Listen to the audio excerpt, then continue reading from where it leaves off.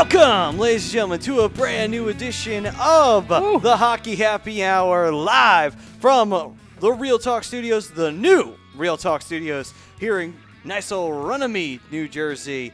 I'm Matt Tsutsuti, the broken one, Rob Povey over here, and the Darkwing, Brian Daly. What up? And behind the board is the sign guy, the one and only Mr. Ryan Brodo. He's waving, folks. He doesn't feel like he needs to say anything to you people. The lifeblood of the show. I'll be with you shortly.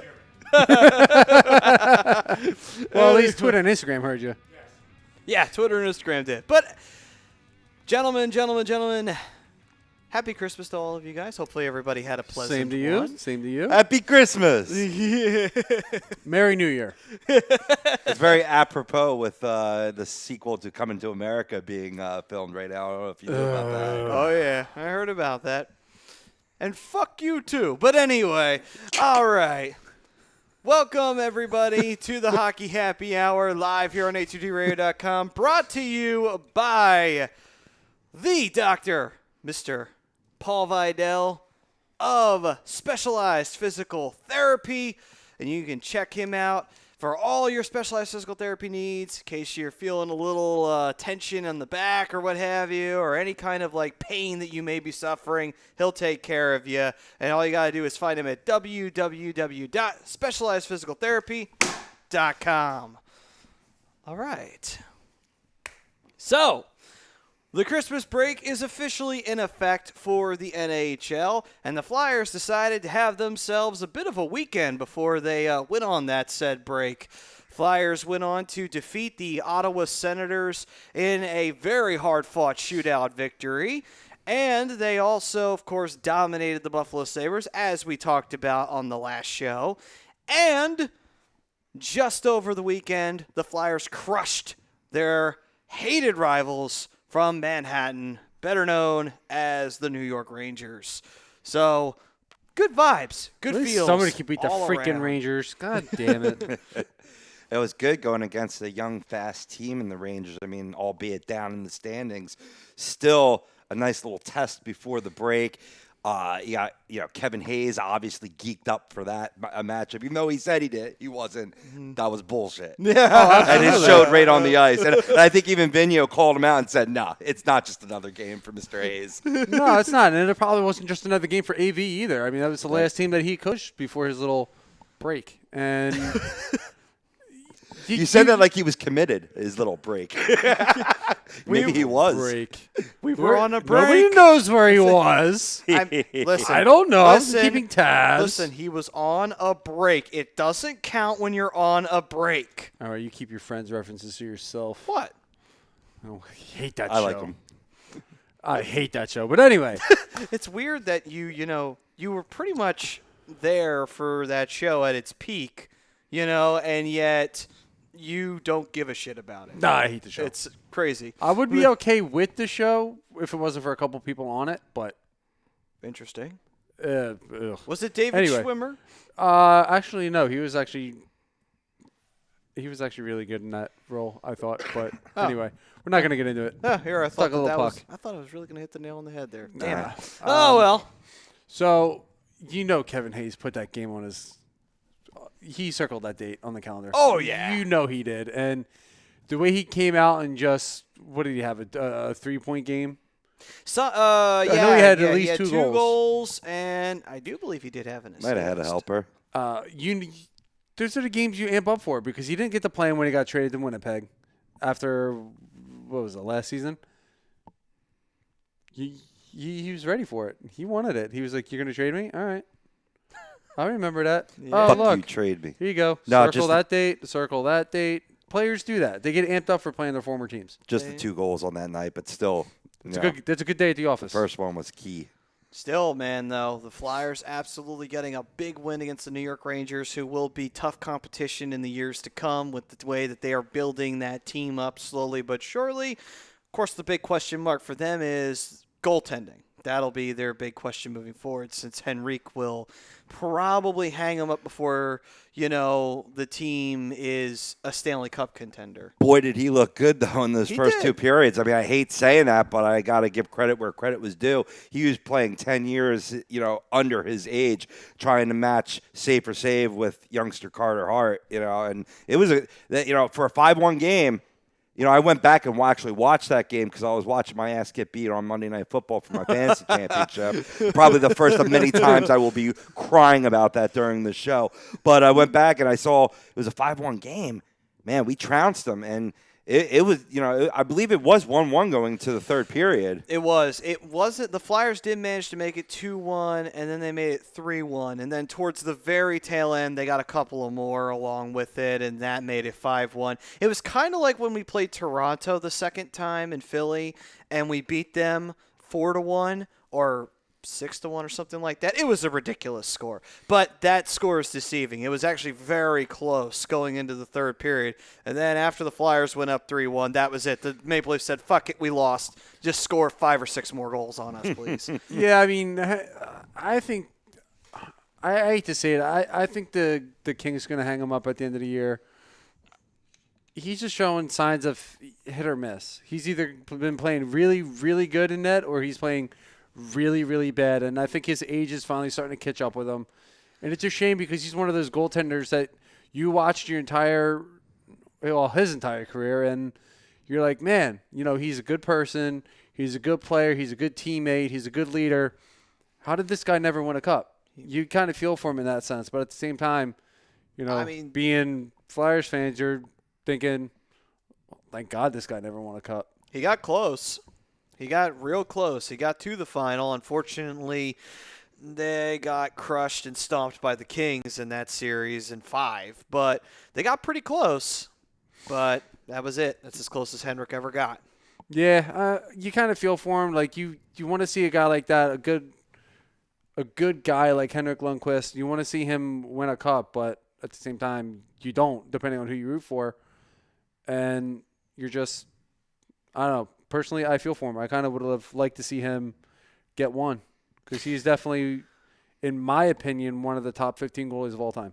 I mean, he's definitely the best goalie of the past decade. I can't really think of too many others that are up there with him. Consistently, he's been the best because when you think about it, yeah, Brodeur was playing alongside him for a little while, but Brodeur by that point was starting to eventually get into the twilight of his career, see how long he had it. And he went for a while. It took him a while before he hung him up. But during this past decade, I mean, look at all the other goalies that were playing alongside him. Anybody that's won a cup or anyone that was a goalie that was important to a team, none of them lasted as long as he did. You could go to Jonathan Quick. Not really what he was back in the day. He's gone down pretty quickly as compared to Henrik, who was always at the top of his game, or somebody like Corey Crawford, who at times would show humanity and then he would become crazy for a period of time, and those crazy periods were usually the playoffs. Crazy. And and then other top goalies around the league that have come and gone, guys like Sergei Bobrovsky, who's still very young, so relatively overall he's still got plenty of years left on him, but Henrik would outdo him sometimes. It's like it shows that no matter how older he would get. Oh, and Braden Holtby on top of that. Guys like them, who were in that era, Henrik just seemed to be the most consistent one out of all of them. Holtby had his human moments. Rask definitely had his human moments. Not to say Henrik was always perfect, but he was more consistent, I felt, at times than those goalies. No, don't get me wrong, though. Holtby's still going to play for a little while. Rask is still going to play for a little while. Rask doesn't have much left, though. He's mid-30s. Yeah, but he's still going to play a little bit longer. But still, point is, though, out of consistency-wise, I'd have to give it to Henrik. Because not just because he played on the same team for his entire career, but just because when he thought about every time he faced the Rangers, it was never a guarantee you were going to beat them. Henry could just completely shut you out for an entire game, maybe even shut you out for an entire season series, and you would be screwed for that entire year. Rask is 32, and Lundqvist is 5th all-time in wins. I mean, let's not forget that. So, the top two are certainly Brodeur and Patrick Waugh, but you could see You got Luongo, who recently retired, is actually third all time. I don't know if you're aware of that. That's pretty crazy. And I forget who's number 4, but Lundqvist is 5. He could certainly creep his way up to number 3 all time before he hangs it up. Absolutely. Now, would he need to do that in order to be a Hall of Famer, or is he already a Hall of Famer, despite no cup? No, I think he's definitely a Hall of Famer. I mean, they've put people in without Stanley Cups. I mean, Oh, sure. Oh, yeah. Lindros never had a cup. He's in. So, I mean, I would say, yeah, I think he's definitely in 110%. He's got to be in there. You put know? Lindros in, it just opens up the fucking floodgates. Let's go. Anybody, you put on some skates, you lace them up, you're in. Yeah, but I absolutely I'm not definitely. touching that. But I have my own thoughts on I was that. trying to But set you anyway. up. I was trying to set you up. But I'm definitely going to say 110% that, Henrik, at the end of the day, he's definitely a Hall of Famer. Oh, for sure, He's Hall of Famer. 110% a Hall of Famer. You're and not he's- number 5 in wins all time and not good in. Well, in that case, we just spanked the Hall of Famer. Let's go. Yeah. Let's go. And Oh, wait a minute. I We're know. on break. All right. Saturday. Let's go. Doesn't matter. It's still okay to be juiced. Getting Yeah. ready to face off with the Sharks, go on a West Coast road trip. We need to be juiced for this shit because we got a long road ahead of us, especially after that. But we do get to face the Ducks during that period of time. What? What? We had a really great game against you guys the last time. Yeah, we didn't. Anyway, let's get to some of these comments that are rolling in. How you doing? How you doing? How you doing? Trevor Harris says, "Thank God you guys are here. My holiday sucked."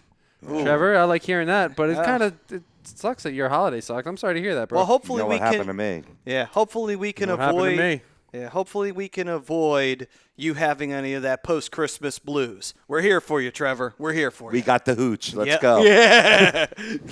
Isn't that a song? Anyway, Eileen Pompey says, "Good evening, gentlemen. Hope you all had a great Christmas. Same to you." Thank you very much. I did. Greg Malakovic, my guys, hashtag agree to the poll. The Fly Guys stay hot and get the W. All right, then. I love it. Yeah. Trevor says, "How about those fucking Flyers? Bangs table." Eileen loves the Recce jersey. Says a great number 8. Oh, yes. I mean, my number 8's a little bit Don't different. forget about And we have good old Gritty, who's Oh, making yeah. his official debut. Grady making his debut on the show. Hell Newest yeah. member. Actually, I got a real quick question. Does his hand squeak? nah. No. Oh, man, that would have been perfect. Yes. Because it would Thank just God. complete the whole thing with Gritty if He his does. hand He does squeaked. fly down a zip line though. Oh, okay, Yeah, then yeah, he does awesome. that. Yeah, Yeah, perfect, yeah, perfect, yeah. perfect. We're gonna talk. you and I are gonna talk later. Brodo, come on. You know you were going to do something at some point. Eileen wants to Problems know. already. So we know that you're not as innocent as you look. So Eileen wants to know who our all-time favorite Flyers are. all-time favorite Flyer? Mine is Simon Gagne. Mine is that guy right over there. Actually, no, that's a lie. Mine's actually Eric Desjardins. That's a good one. I'll give it. Eric Desjardins a good one. I like Eric I Desjardins. love that pick. Yeah. I love that pick because mine came in the same deal.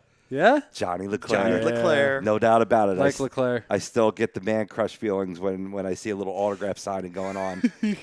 Oh, and ironically, God, you have to. And ironically, who did we trade to get Johnny Leclerc and Eric Desjardins? A couple of players and Mr. Mark Recchi over there to the Steve Montreal goes Canadiens. full circle. All full circle here. Trevor says a biblical beatdown on Monday that the Flyers beat up on the Rangers. Yeah, we gave 2 biblical beatdowns. We gave one to the Buffalo Sabres and the other one to New York. That's just the biblical beatdown area is New York State and the island. Michael Klinkoff's chiming in. What's up, Mikey? Hey, Mikey. Says, what's up, boys? What's going on, man? Eileen, I got to say this. I don't like Friends, and the character that I hated was actually, what's her name? The one who played Phoebe. She got on my nerves so bad. Lisa Kudrow. Yeah. Yeah. I don't mind her as an actress, but I hated her in that role. I could. Oh. Playing an airy blonde, even though she's like super smart in real life. Ugh. I'm not a fan of the show. I swear. Sure you're not. That defined a whole generation. Oh, Mikey, we didn't do this on purpose. You said you guys did this on purpose. All these early start times after I left. Oh, Shouldn't have left. not at all. Actually, man. no. You could blame Chrome for that because he said no lazy booking. So get mad at him, not us. Bill Middlebrook says, let's go Flyers. What's up, Bill? What's up, Billy? Trevor, I need him to give that biblical beatdown in New York. Yes, Absolutely, man. The more we do that. The only team that we need to include in that is the Islanders, because if we keep up this kind of momentum, unfortunately, we're probably going to wind up facing them in the playoffs if we can keep this up. Well, that was what was the great aspect of taking that game on Monday night, to be able to, go into the winter break in third place in the Metropolitan. Really huge. I mean, really trying to separate yourself from that logjam that's all behind the Washington Capitals. Yeah, absolutely. It's pretty much exactly what it is, too. And it's even going into the Atlantic. Like, you have the Capitals and then Flyers and whoever's in front of the Flyers. I'm blanking on who. Islanders. Yeah. Go figure. But anyway, Frank Vespi's chiming in. Hey, Frank. It's a bird. It's a plane. John Cena! Well, WWE could actually use John Cena right now. That's pretty bad. Probably. But anyway, go ahead. Frank Vespi says, "Hey, yo, sorry to bother you. Hashtag banana heads at work. Happy Kwanzaa, guys. Same to you, Frank. Happy Kwanzaa. Love that the Flyers had a great weekend. They should totally have the most points in the league. To answer the poll, you guys, of course, know me too well. Of course. Have a good show, and happy Kwanzaa." Happy Festivus. Yeah, seriously. Happy Festivus Now- for the rest of us. Yeah, To absolutely. take the counterpoint, though, I mean, the Sharks really struggling this year. You think Yes. that, well, if you want to go on the road after a few days off, well, that'd be the great medicine to continue the winning streak. Smells of a trap game. Don't overlook Absolutely. any team in this Yeah. league. So Yeah. come out and play 60 minutes strong, boys. One of the things that is getting slept on in San Jose is they still have Martin Jones, who's still a pretty good Correct. goaltender. You have a solid defense there. And you still have some young talent. And the one thing that I think is kind of a little bit of a downfall in San Jose's game right now is offense. Yeah. You lose Joe Pavelski, you lost a huge leader. Joe Thornton isn't the player that he used to be. He can still be a leader, but you bring back Patrick Marleau, and he's been quiet to me. I haven't heard his name much. I mean, if anybody else has heard his name, tell me. The offense just isn't there for me since you lose Pavelski. It's just a different team. It is a different team. I mean, I will say at the end of the day that if you put out San Jose right now, what's really, their offense does hold them back, and I think them bringing in Patrick Marleau was just them kind of putting the Band-Aid on the cancer of them losing Joe Pavelski, which was a mistake, losing him in the offseason to Dallas. It really, I still don't understand what their thought process was of losing him. Maybe he didn't want to go back, but at the same token, it's like, if Joe wanted to play another season, I'm like, I would have just sent Joe. I was like, yeah, I get it. You want him to retire as a Shark because he's been with them for so long, but it's like, if I had to choose, which one do you get rid of? You get rid of Joe Thornton because he's pretty much going to retire real soon, and you keep Joe Pavelski. That would the obvious choice there, but who knows? I don't necessarily think that's necessarily an obvious choice because, okay, you lose a huge piece in Joe Pavelski, but you're also going to get Joe Thornton at a much cheaper price. You are, but at the same time, it's like Joe Thornton is more likely to retire. Pavelski signed a what, $6.5 million contract? Year? He did sign a tough contract. He's and getting I'm not $6.5 denying million that. a year. But you also got to get these young guys in place too. So they had other priorities, and they knew they weren't going to be able to retain Joe Pavelski. Yeah, it sucks though because now it's basically the official moment where you know that the Sharks. The window is pretty much closed, but it can be cracked open. It's not like slammed I and think bolted it's at a shut. crack. I think it's at a crack now. I just don't think it's open. Yeah, it can be lifted up if they have a really great stretch of games, but it's not like bolted shut. I'm not sure how I felt about that face you just made. I just heard crack. I was interested. Oh, okay. Oh. After the show. Crack. After the show. That was a reference from last show before Christmas. Oh, gosh. Right? We were described as a hockey show on crack. There it is. Yes. That was yep. That was it. That was pretty much the entire show. What? That's your recap from last week. What? You don't like those shows? I didn't say I didn't. Oh, okay, good. Brodo doesn't apparently. Eileen saying her favorite all-time flyer was Rod Brindamore, the a great good number choice. 17. Rod Brendamore. It's definitely the best number 17 that I know of that's ever worn a Flyers jersey. She goes to say her favorite goalie was Hexy and that she is old. I'm sure you're not old. No. Don't worry about that. Brian don't is think old. about that. I am old. Brian is old. I am old. I was old before I sipped from the Grail. I chose wisely. At least you did. Bill Middlebrook says his favorite Flyer is Bobby Clark. Bobby Clark. Okay. That makes perfect sense. Ooh, we're gonna have to discuss this one. Trevor wants to know: are we gonna do a hockey happy hour decade team? Ooh. Holy shit. We've done it in the past. We can do it again. You know, Trev, anytime you ever want to, like, guest spot on the show, you absolutely should, man, because, damn, dude, you just gave us a hell of an idea right now. That is so a thing. Now, later in the show, we will be talking about the Flyers MVP this season. So it's sort Yes. of, we're starting off that type of segment. Yeah. It's along the same lines, And also, Rob did mention the Flyers are in third place right now going into the Christmas break. We will be going through the standings of the Western and the Eastern Conference Finals to see where everybody's at and to see who's in playoff positioning at this time. So, continue. Eileen, I am in fact an Anaheim Ducks fan, and no, it's not because of the movies. Oh, that's Brian's reason. Get out the guns. Bunch of jerks, I swear. About to play Duck Hunt. Get the camo out. Matthew Lehman Jr. wants to know: does Corey Perry have an actual chance to get another cup now that he has left Anaheim? With Dallas, I mean, Dallas isn't a bad team by any stretch of the imagination. It's tough, though, because they got some real tough teams out there in the West that they got to get through. Don't get me wrong, Dallas can put up a good fight, but you got to compete with Colorado, you got to compete with Vegas, you got to compete with Well, just look at the Central in general. yeah, I mean, St. Louis is the obvious big one right there. St. Louis, You know, Colorado. Minnesota, if they ever get their shit together. But, I mean, Dallas is a solid team. I don't think they're a cup contender. I think defensively they're still kind of weak. Bringing in Corey Perry does definitely help the bottom six, and you bring in a leader like Joe Pavelski helps the offense, and it definitely helps a guy like Tyler Seguin take the next step forward in his career. Does. As lucrative as it's been so far for him. And I like the goaltender in Bishop. I think he could be a goalie that can lead them to a Stanley Cup. I just think it's a lot of that defense and maybe a little bit of coaching. It could be that too. It's a tough sell right now with Dallas. You know, we'll see. I mean, if they can get a few like defensive pieces in trade deadline area time, they might be actually able to pull some magic off and make a bit of a run because they almost did last year, but they ran into St. Louis and that was the end of it. All right, so here's the second half of his question. Will Getzlaf get another before Perry does since he stayed with the Ducks? Honestly, with the way that Bob Murray has drafted and built this team, there's a lot of talent there. I like Gibson. I think he's definitely a cup contending goaltender. They just need to click.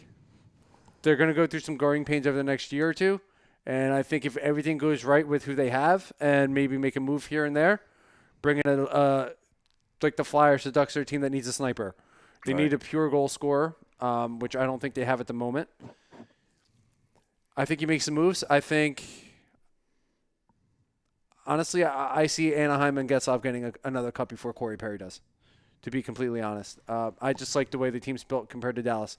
Dallas is win now versus Anaheim's looking bigger picture. Okay. That's just me. Trevor Harris says Jeremy Roenick, Tony Amonte, saying that they are his favorite Flyers. Tony Amonte, okay. It was so short. He also goes on to say the Sharks stink. Yeah, they do. Especially That's on, something we can like all that agree comment. to agree on. Yeah. especially on Saturday when they play the Flyers. I love it. Yes. And then we get to go on Duck Hunt on Sunday. It's you're a little late for interesting. that. Like bringing up like all these Western Conference matchups, and to see that the first time that the Flyers and Rangers play each other is 2 days before Christmas. Something wrong with that. I mean, don't get me wrong. I like a schedule that's backloaded where you're playing a lot of, within your conference, within your division towards the end of the season when the points extremely matter. But being the first game, and then I don't think they see each other again until February, where it's home and home. It's a little, I don't know, a little imbalanced. I know it's a hard thing to make a schedule, but I think you really need to, start off, within, say, the Metro Division and end with it. and then have all your Western Conference teams or Isn't that the basis of what March is going to be for the Flyers this year? It's going to be a lot of division. Oh yeah, well that's fine, and I'm for that too. I don't. If I had to choose, then that would be preferable, but. Not always though too. Because Yeah. sometimes when you have to play each other and you're playing all those 4-point games, they have those swings that can knock you out of a potentially profitable position in the playoffs. I agree. a lot of and Ps. I think the only reason why they're starting off on the road, at least after the Christmas break, is because Disney on Ice will be at the Wells Fargo. So That's a good point. you got all these scheduling things you have to go around, like the circus and all that stuff too. So Fuck the circus. I want hockey. I want hockey. I do like elephants though. They're cool. So what we're because saying. they're big trunks. So what we're, so what we're That's what she said. Ah! So what we're saying is Rob is a Republican since he likes elephants, and also on top of that, No comment. oh come on, I- I I'm was still too all right, easy. so Too Frank easy. Vespi Too chiming in. damn easy. Oh man. Vespi chiming back in, saying Joe Thornton reference. There, here you go. Joe Thornton sucks. Thank you for that. Bill Middlebrook says, I've been waiting so long since 1975 for the Flyers to win again, but unfortunately, I think the Capitals, Bruins, and Blues win it this year. Or Blues win it this year, sorry. I don't think it's going to be the Capitals. I think the Bruins will make I think the Bruins will make a push. We'll see. I mean, Actually, they're my pick. I actually was just talking about this with my nephew on the way to go see Star Wars, and he asked me what he thought my Cup predictions were going to be, and Boston was the team that I thought was going to represent the Eastern Conference. How was that, by the way? It was good. I Yeah? enjoyed it very Yeah, much. Nice. don't talk to Brodo about it.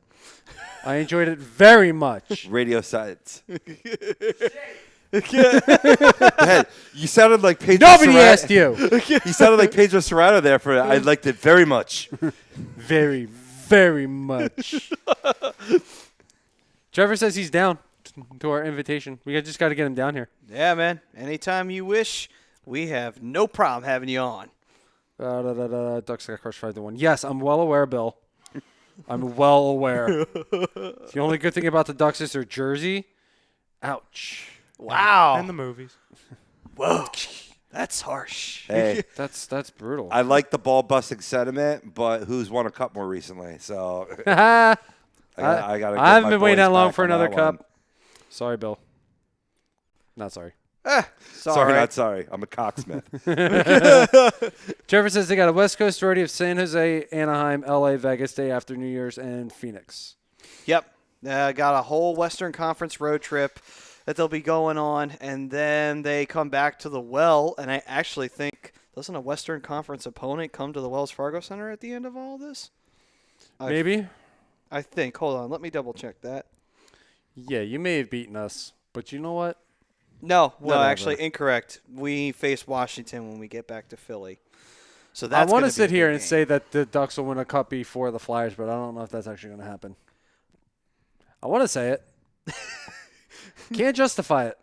Not yet, because the The Flyers are figuring out what young players they actually have, what young talent they actually have. and then what we need to get over the hump of the first round. We're still trying to figure out the talent that we have. We're Right. still working on that. Right. So I mean, obviously we're finding out that Andre Kasha isn't as good as I had hoped he'd be. He's not the pure scorer that I had hoped he'd be, He will be. which though. is fine. He's so talented. Let's give him a third line position. Yeah. Yeah. that'll be No. fine. Pay your dues. Learn by being in the fire. Really. I mean, my biggest issue with Andre Kasha is not his ability; it's his his ability to stay on the ice. Yeah. Oh yeah. Little temper there. Bill said Flyers have 2, Ducks have 1. That's correct. It's all good. It's all good. I'm used to this by now. I trade those 2 for 1 right now. Right. This year. Let's go. Okay, I wouldn't go that far, because then we would have had to have suffered with the fact knowing that New Jersey has 2 more than us and Pittsburgh has 4 more than us. Ugh. I wouldn't want to live with that. So, I got to give you that one. and Washington would be tied with us. I got to give you that one. Did I say something? What did That's not what you said. It's what you replied. Am I having a conversation? over here. What am I doing? No, I was actually saying I'm going to give you that one. That's a fair comment. What, real talk? Yes. Yes. Referring to Bill. God. Also referring to the A2D discussion group, which you can find on Facebook. Yes, you can. Oh, what's he saying now? What's he saying in there? Anything good? Who? Bill. No, I was just plugging the group. Oh, okay. I thought we were going to have another conversation. That's fine. No, Anyway. we're done. All right. Goodbye. Bye. Mick Foley, shameless plug. Bang, bang. Bang, bang. Yeah, so anyway. Yeah, I really can't come back to that. That's like, yeah, we won one within the last 15 years, but you still got more than we do. Anyway, awkward silence. What matters is this season. I don't like to live in the past. What matters is what's going on. No, I don't right either. now. Unfortunately, we've been living in the past for way too long. Yeah. So it's time to get with the modern day. And it's only a matter of time. I mean, I've been a Flyers fan for a long time, and I have not seen the depth of the skill position player on this that you see on the squad, where you go a couple men down, and then all of a sudden you bring up, Nick Albe-Kubel, who's freaking playing lights out right now. Yeah, absolutely. He's playing with he wants to stay up here. Absolutely. And it's not even just a goal scoring that he's in, which he finally got his first NHL goal the other night. He's doing all the little things. He's winning puck battles. He's forechecking. He's doing all the little things that some of these other guys aren't doing. Yeah. And, that's going to pay off big for him. Like I said, he just got his first goal the other night, which I believe was against the Rangers. And, great for him. But he's got to keep doing those little things if he wants to stay up at this level. Right. And he's doing them well. Right. Most importantly, and I see this universally on the team, exquisite puck handling.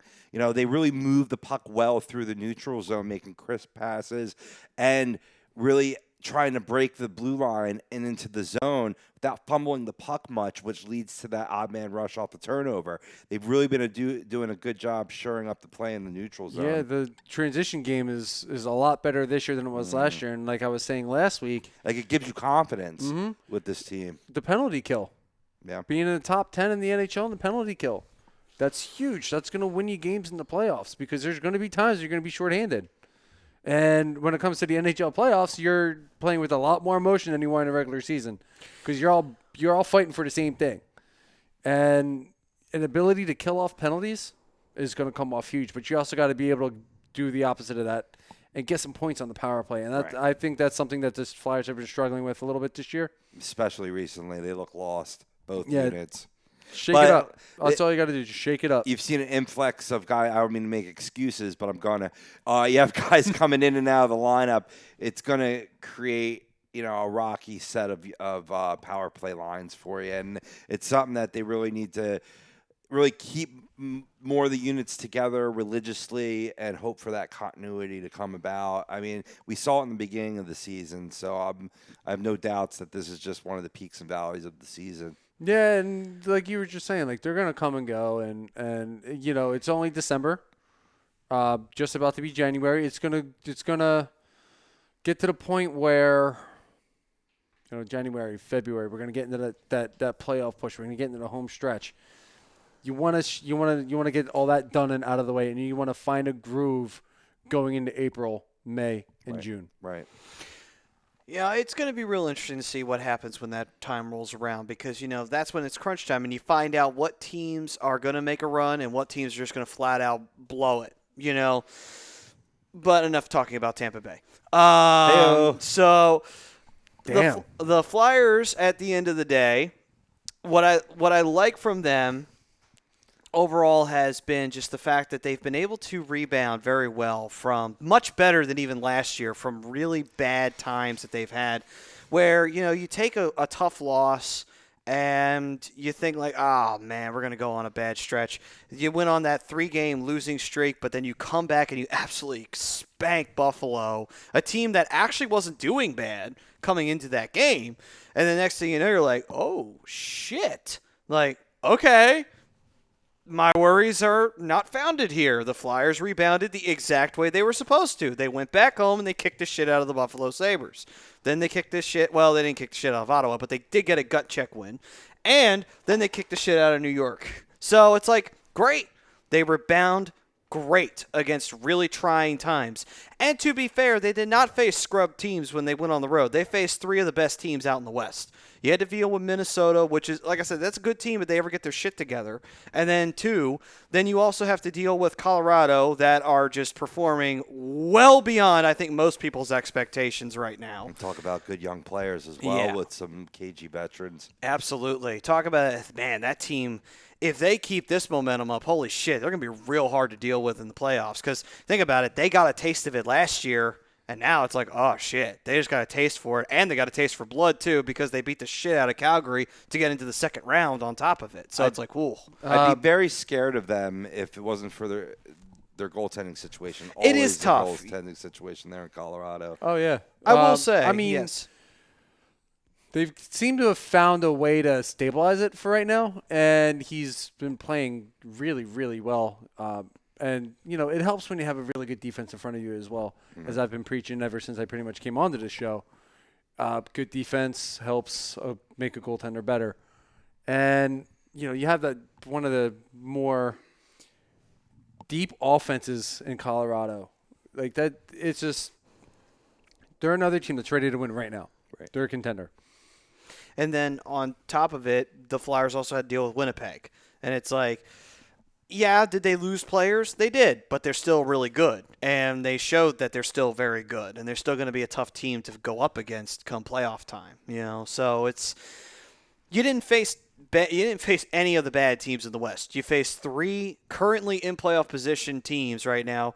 And if they stay that way, at least 2 of those teams have a real big chance to make a run out of it. Winnipeg, I'm a little iffy on them right now, but we'll see what happens when that time comes. You know? Actually have a really great question that just came in from Bill Middlebrook.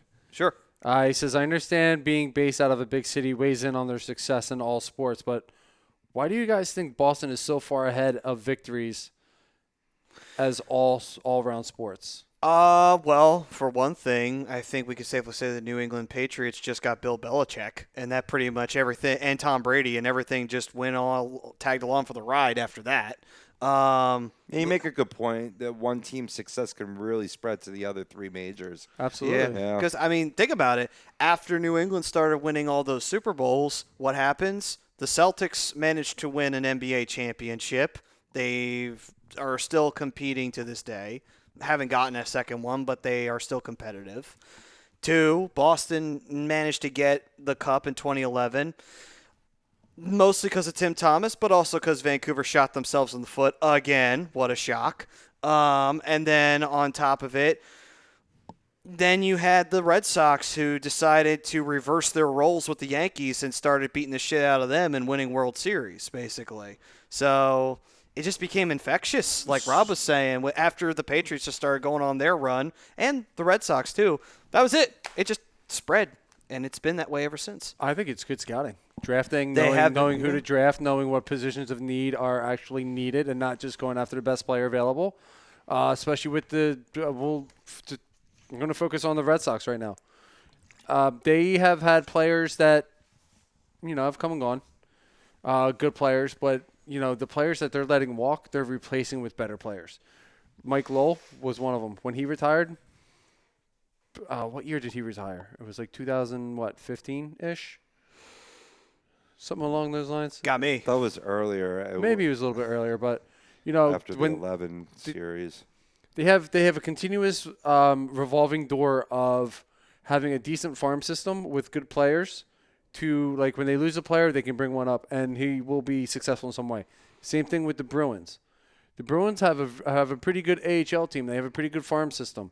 When they lose a guy to a trade, injury, free agency, whatever, they have somebody that's ready there to take place of somebody else. And a lot of that is due to, like you said, the scouting, but also when Peter Chiarelli was done being the general manager and the team looked like they were kind of blowing it up, but they didn't blow it up. They were still trying to be competitive, but at the same time they traded away certain players and got more leverage in the cap area. That's starting to pay off for them because they started getting rid of some of their older veterans that did win them a cup. But they realized if we want to stay competitive in this league, we need to trade some of those guys away. Yes, they are heart and soul players to a fault, and some of them, are important to have on the ice.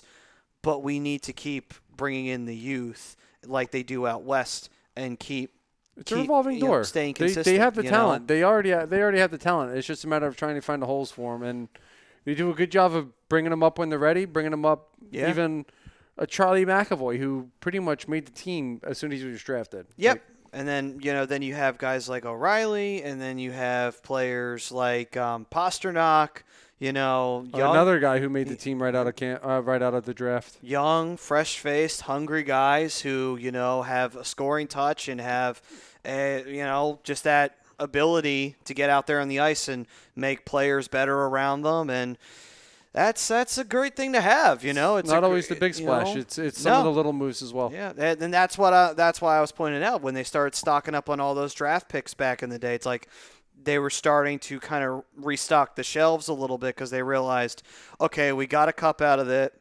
Can we honestly justify continuing with this core to try and keep winning now? But then we're going to suck in about the next 6 or 7 years down the line. I mean, the Bruins still have their core intact from 2011. They the only have- one they don't have is Tyler Seguin. Well, Tyler Seguin was one player, but then they also got rid of Milan Lucic, and they got rid of a few other players on top of Well, it. Lucic is just what he is. He was what it But was. you still have Bergeron, you still have Marchand, you still have Chara, you still have Tuukka Rask.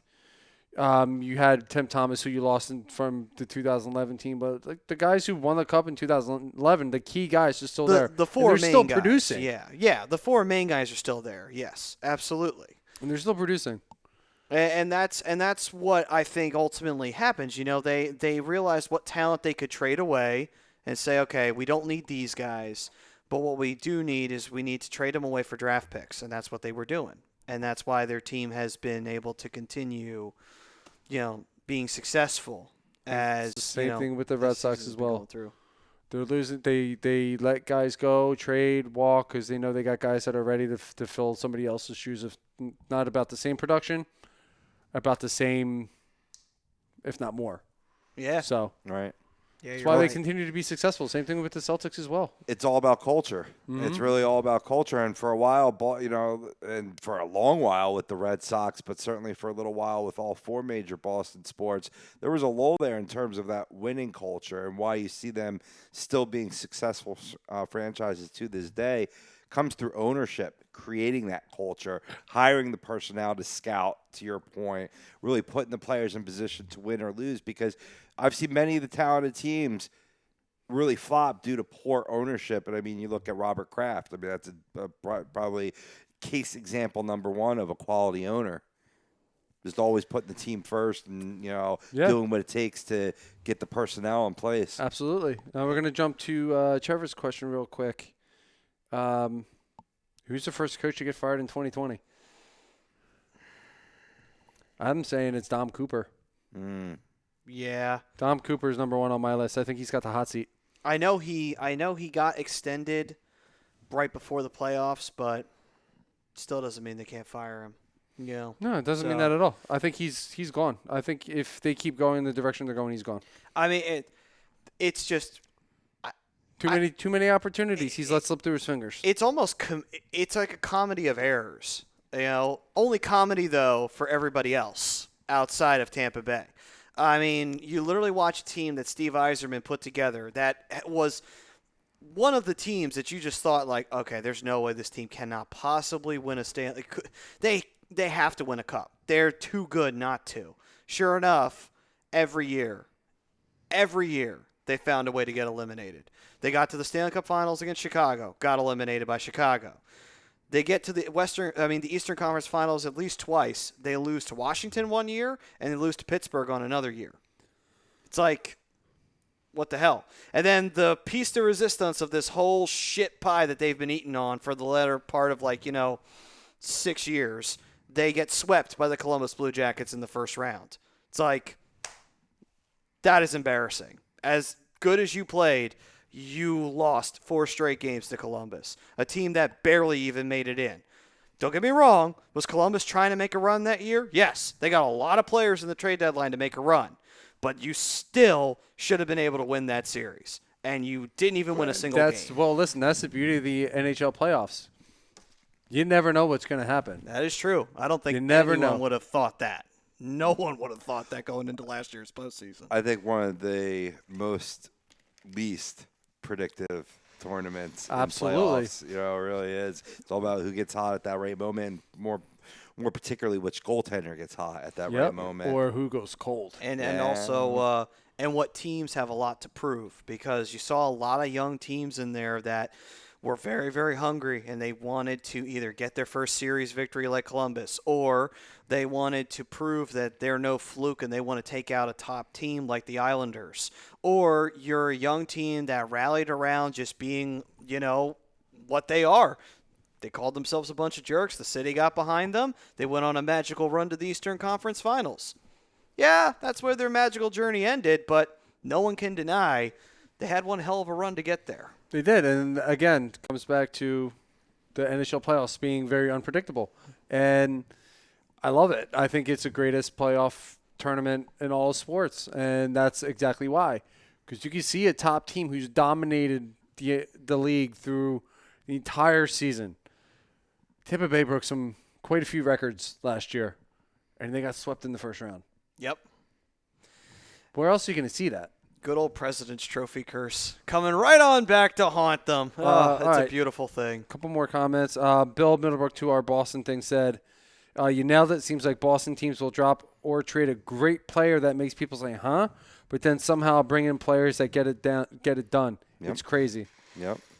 Yep, Yeah. absolutely. And that's why you continuously see, the Red Sox win a World Series or be a contender, or New England could possibly be on the cusp of winning yet another Super Bowl because they're just as capable of doing it again. A couple other names come to my mind, too, not skimming over that question about first head coach to get fired in 2020. A good likely candidate would be Jeff Blashill for Detroit at their bottom of the Eastern Conference. So that'd be the safe money if you want to be a risky gambler in terms of who's going to get canned first, because they have been on an upswing and are creeping back towards the second wild card. But Lavi's been on the hot seat in Nashville as they started off pretty darn cold. Now, if they fall back, within 10 points to 12 points out of that second wild card again due to a spoon, you could see a coaching change there as well. Yeah, I think they're due for one as well. I love Lavi. I think he's one of the better coaches in the league. And he's definitely he's one of those guys that's in between. He's a bit of a hard ass as a coach, but he's also that guy that a lot of players respect and will go to back for. But I think it's time for a change. I think it's time for a change there. I think they need it. And to be fair, Lavi, when he was in Carolina, he had won the Stanley Cup, but literally just a year after winning the Cup, he got fired. And then he got hired by Philadelphia. So it was just it's one of those things, man. The NHL. What have you done for me lately? Listen, it's exactly what it is. And I think what the Flyers did to Laviolette was a little bit more cold-blooded than that. Well, it was pretty bad. And looking back on 3 games in, get out. Not only was he fired, but then the Flyers just decided to hand the reins to Berube, and the defense was shit by that time. So it's like the team was fucked beyond all belief. Yeah. And it showed because, we made the playoffs, but we did not get out of the first round, that's for sure. We got beat by the Rangers pretty badly. But with that same voice, would they have even made the playoffs that season? I mean, I did not like the way that was handled, obviously. Yeah. I mean, all right, if you're not going to make the coaching change before the season, at least give the man till October, not 3 games in. That was absolutely. pretty shoddy. But, I mean, the way it was looking, they weren't going to make the playoffs that year with the old voice in the behind the bench. Nah, but you never know. I mean, like 3 games is too small of a sample size Way to see too where small. teams are headed. It was a very weird year. And again, the fact that the Flyers even made the playoffs, I think it was more of a fact that, I think they had something to prove because they had gotten their coach fired. And then they just went on a charge in the very tail end of the year, and they managed to sneak in. And once they snuck in, then they had to deal with the New York Rangers. It's like, we were not in a position to face them at that time. What must have happened? Mr. Snyder must have had like a conversation with Jerry Jones because it rubbed off a little bit. What are you doing talking to that man anyway? Yeah. That was, I mean, I will say that I hate to pull a silver lining out of Ed Snyder, unfortunately, no longer being with us. But one thing that I can say is he was way too loyal to some guys that he shouldn't have been loyal to, who clearly were inept in the front office and didn't know what they were doing. And it's like, yeah, I get it. He's been with the organization. He played for the organization. It's like, you don't need to stay loyal to him forever. It's like sometimes you just need to take a risk and go outside the organization and find someone else who may have a different perspective from a different organization and can apply it to your team. Right. It doesn't always work, but sometimes it does. But I'd rather roll the dice and pay the price than, try to keep the same win now mentality and then suffer the consequences of a 2007, and then suffer the consequences of being okay to make the playoffs, but never good enough to get into the Stanley Cup Finals. And the only reason we got there in 2010 was we just had a little bit of a lucky streak going on for us, and we had two hot goalies. We had Boucher got hot at the right time, and that was a career year for, what's-his-nuts, Michael Leighton, so... That was his career. That was it. That was basically what happened that year. Did we have a pretty good team? Yeah, we had a pretty good team, but were we a team that was ever going to win a division? No, we were in a much better year the following year, and we got beat by Boston, so it was what it was. It was one of those things that Roberts was saying. You get into the playoffs and you're hot, Yeah. you can go on a run. Trevor says he sees Jeremy Colleton or Stan Bowman getting fired before the end of the 2020. I could see Stan Bowman. It's possible. Where's Stan Bowman coach? Where does he coach? I don't know. I don't remember. Trevor, where do they coach? I'm bad with the hockey coaches. I know the names. I want to say that Stan Bowman is. It's not Detroit. He's one of those. Obviously, one of those. I think he's one of the lower levels. But That's why I didn't know. He's a general manager of the Blackhawks. who? Stan Bowman? Yeah, if I'm looking up the right man. Oh, I thought we were talking about head coaches. Well, either way, though, I could see it happening because the Blackhawks have kind of been trying to retread the 2010, the 3-year dynasty team, and that's I knew not that name going to get sounded the familiar. job done with that team. It's like you kind of got to rebuild with Chicago right now. It's Nepotism. Yeah. Oh, it's Scotty Bowman's son. Ugh. Although Scotty Bowman never did coach the Blackhawks. He coached against the Blackhawks when the Blackhawks were garbage. Scotty, But, Scotty Bowman spent most of his career, I believe, with the Red Wings. I believe he spent some time with the Devils as well. Red Wings, he spent it with the Penguins, and I believe he was in charge of St. Louis when St. Louis went to their 3 Stanley Cup finals before they won one finally. So I mean, Bill, I feel like this is a little bit early because not a lot of guys are talking about who's on the trade block yet, but he asked, what guy would you guys like to see the Flyers go after? He says, I honestly think they're close this year. A few moves could do it. I don't know anybody who's on the trade block at the moment. I mean, It's a little too early. the only person that you could justify is Gostisbehere. That's it. In terms of who you're dishing. Yeah, but that's it. It's the only person I could talk about trade block-wise that makes sense. Everybody else seems to be doing fine. Yeah, when you get a healthy Philip Miners, yeah. Yeah, that's the only thing that would make sense to me. But in I don't terms think of right now you're going to get much for Goss to spare. not right now, not with the way he's playing. And then on top of it too, you then also have out there wise, I'm not sure who we would go and go call, say, hey, we'll give you this so and so for whatever. And he's not wrong. Flyers are close. What about a couple gentlemen we'll be seeing on Saturday down in San Jose? A couple aging veterans, but maybe somebody that you can pull in. The one thing I don't want to see, and I was talking to one of the Flyers groups about this, is that if you're going to make a trade, don't go for the blockbuster where you're giving up a lot of these young prospects that we've seen, do really well. You go to trade like a David Cachet. Like, I don't want to see that. You know what I mean? You want to see these guys develop together. And I mean, I know you got to break a few eggs to make an omelet, but if that's what it takes, I'd say leave those players out there and let this team maturate together, because really they're filling in all the pieces. Oh, absolutely. And like I said, I'm not I really have no idea who's on the trade block right now. Nobody's really talking about anything. No rumors, really.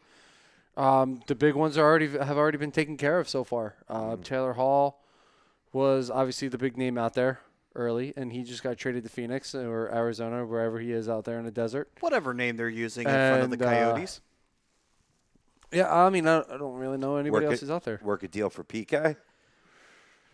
That goes against what I just said before, because I would want to. No, I say yeah. I mean, you're trading with a division rival then, and I don't like playing with that. Yeah. I mean, yes, you're getting PK Subban in the deal, but at the same token, where do you fit him in? I mean, you got 6 guys who could replace Gostisbehere, and I mean, PK would be great for the power play. He'd be awesome for the power play. I think the quality. But I think he goes back out west. Yeah, no, I agree with that. I think that's his destination. But when you're getting quality play from Niskanen, from Braun coming in, yeah, there is less of a need there on the defensive line. Okay, so we already covered that. Trevor says Ed Snyder was Jerry Jones, and now Jerry Jones is becoming Ed Snyder now. Yeah, he is. yeah, and you know, Einhorn is Finkel. Finkel is Einhorn. Mm-hmm. Einhorn is a man.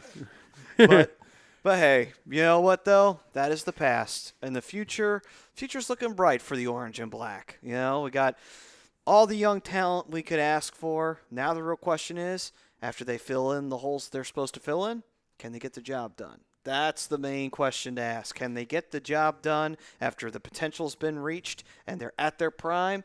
Can they make that run and finally get that third elusive Stanley Cup for Philadelphia? They got the pieces with the youngsters. It's all about, are the veterans going to step up this year? Now, if you're going to make a trade, I'd be more for trading veteran for veteran in a smaller deal too. You know, that way you're not get some role players, some bottom 6 players to fill those spots. Yeah, it's not a bad option. No. Right. I don't like this comment one bit. What? Bill says, here's a crazy thought, but I honestly think other than Harper, Philly organizations don't open their fucking wallets because they know we are filling the seats regardless, cheap-ass owners. You got to remember, there's caps in every sport but baseball. So you can only spend an X amount. If you can't afford a guy, you're not going to get that guy, especially if he's looking for an X amount of money. And not only that, too, but, you know, it also comes to – it depends on what the league is like. You know, like what is the atmosphere of the league? In the NHL, it's built through the draft, get your young guys, and only bring in veteran talent when you need to. You don't take a risk unless you have to. You know, like that's kind of how the NHL vibe goes. NBA, it's totally different. It's all star system, basically. And the stars can soak you for whatever the fuck they want, basically.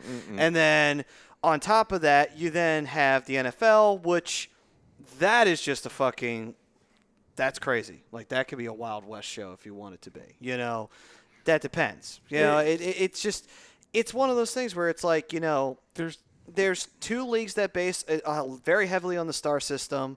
One other league that, you know, do have stars, and they do like to act like dicks all the time when they're off the field. But at the same time, too, depending upon what organization, they're either going to put up with it or they're not going to put up with it. So it's a Wild West situation half the time. Well, there. And then you got the NHL where everything's very careful. Everything is very planned, very strategized. When you're seeing GMs try to one-up each other, players aren't demanding things. Usually it's a GM trying to play chess with the other GM and trying to outmaneuver him. Or, because he's in the Western Conference and you're in the East, you don't have to worry about what happens. You may not see this guy ever, you know? So it's really like that in the NHL. You're given an X amount of money to spend for the year, and you can't go over that. Well, yeah. So, you know, if you only have an X amount to spend on players, you're not going to go out and make a big splash and only get one guy when you can get 3 solid guys for a cheaper price instead of getting one guy. I mean, baseball doesn't even have a cap like hockey does or basketball does, or I believe the NFL has a cap now too. You know, you're going to break the luxury tax in baseball, and you can afford to pay these guys a little bit more, but, you know, there's only so much you can do in the NHL, NBA, and NFL as far as you know, money goes, because there is a cap. It's a cap era. It's a cap lifestyle now, I guess you can say. Okay. The word of the day, cap. Where did they cap? Cap it. And no, it does not stand for Capitals. And I know exactly what you guys were thinking because it's a hockey show. But anyway. Real quick. Trevor agrees with you, Rob. He says, personally, I don't want to see any moves. I want to see this team gel together. He wants to stay away from PK Subban with the 20-foot pole. Bill is with me. Definitely thinks PK's going out west. This isn't back in 2001 where everyone got paid. It's not. It's not that type of league anymore. Daniel Boucher. Daniel, what's up? Says, I would love to see a physical defenseman, kind of a Jake Muzzin for playoff time. That would be cool. That would be a good move. I would like that. I mean, trade deadline time, you could think about something like that. The question is what do you give up for him? That's really what it boils down to. We're going to be probably buyers come trade deadline time, but we'll see when we get there. But if we are buyers, it's not a bad avenue to look at. Question is, what do you give up? That's the real question. Yeah, Bill goes on to say, I get that, but we are the most loyal fans, and the owners are getting their money regardless. Just seems like they don't really give a shit. I mean, that's not it at all. Some of these teams or some of these organizations, Phillies, Flyers, have been a little too patient. And I think you're seeing that with the Flyers now that they're tired of rebuilding. They want to try and get into the playoffs and win now. I mean, yeah, there's that. And they're ready to put what they've built into effect. And before we head on to break, one last thing, too, is also the Flyers are still – and I hate to say that we're still kind of learning the rebuilding system because the Flyers were not known for rebuilds. They were known for big splashes. They were known for let's win now, fuck the draft. And don't get me wrong, we did draft good players at times, but most of the time we traded for players and we took advantage of those trades. I mean, we traded for Eric Lindros. We did not draft him. We traded for him, and we gave up a king's ransom for him. However, though, it was perfectly worth it at that time. He was a game changer. So, but we traded for him. We traded for Leclerc and Recchi, and we also traded for Desjardins. We traded for a lot of guys. I mean, the only reason why we didn't trade for Briere is because he was a free agent when we got him at the time. And we probably would have wound up trading for him if we could have, Point is that the Flyers are still kind of new to the whole rebuilding process in a lot of ways. Because now you're forced to rebuild. You have no choice nowadays. But anyway, with that being said, we will go to break. And when we come back, we will do a live scoring update from the Darkwing Brian Daly. We will give our MVP of the season, or the first part of the season for the Flyers.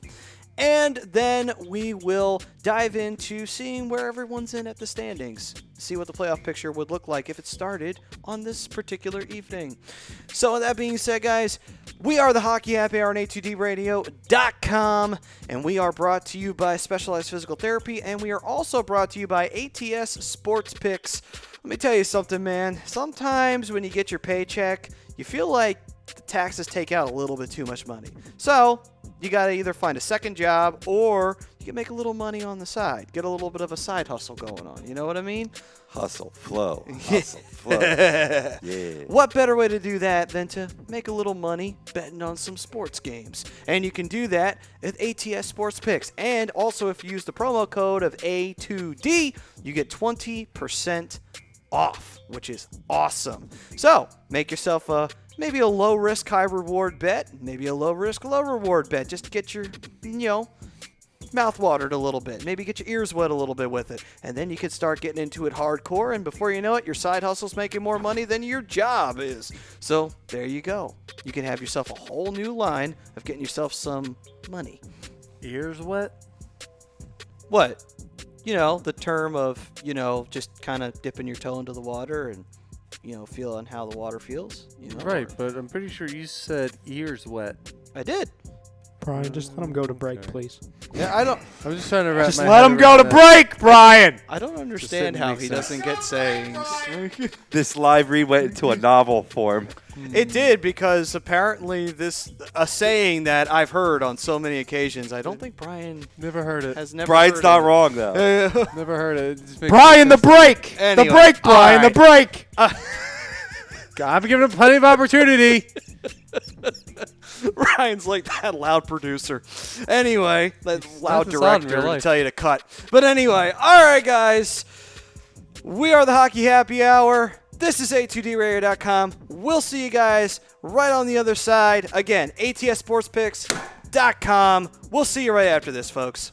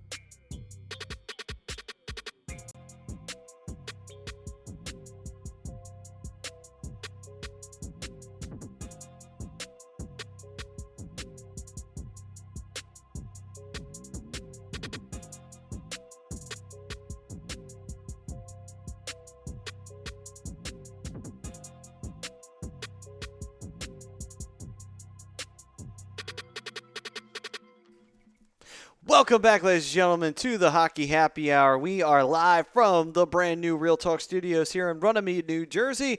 Matt City along with the Darkwing Brian Daly. What up? The sign guy behind the board, Mr. Ryan Brodo. And the broken one, Rob Povia. Delete.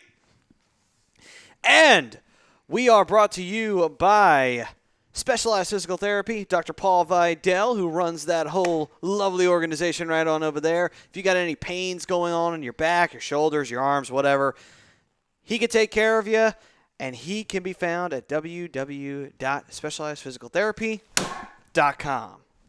All right, then. So, with that break now over with, Brian, go on. Scores? Oh, yeah, there are no scores. Oh, yeah, that's right. There's a little thing going on called winter break. Yes. Yeah, I forgot all about that. Yeah. Butowski, you have no grade point average. Tomorrow, no, I'm going to say my guys, Merry Christmas. Let's go Flyers. Merry Christmas, Tom. Merry Christmas, Mr. Thomas Arnone. Yeah. That's it. We're good. Oh, I thought he was cheering Let's talk because to him. he saw that Ryan Brodo was watching. So Hi.